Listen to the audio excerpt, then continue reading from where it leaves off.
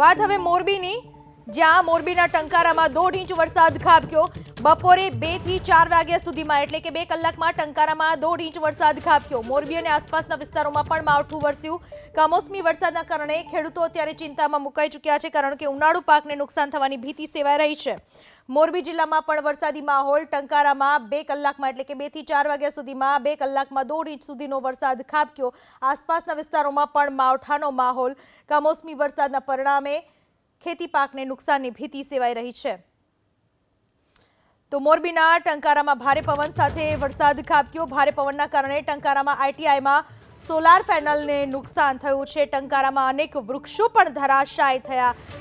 ટંકારામાં જે રીતે વરસાદ વરસ્યો અને સાથે સાથે વાવાઝોડા જેવો પવન ફૂંકાયો, તેના પરિણામે નુકસાન થયું। આઈટીઆઈમાં સોલાર પેનલને નુકસાન થયું અને પાણી વહેતા થયા। દ્રશ્યોમાં જોઈ શકાય છે કેટલો જોરદાર પવન ફૂંકાયો હતો અને આ જોરદાર પવન ફૂંકાવાની સાથે વરસાદ અને આ વરસાદે તારાજી સર્જી। આ વિશે વધુ માહિતી આપવા આપણી સાથે જોડાઈ ચૂક્યા છે મારા સંવાદદાતા પાર્થ પટેલ। પાર્થ, મોરબીના કયા કયા વિસ્તારોમાં વરસાદી માહોલ, કઈ કઈ જગ્યાએ નુકસાની થઈ?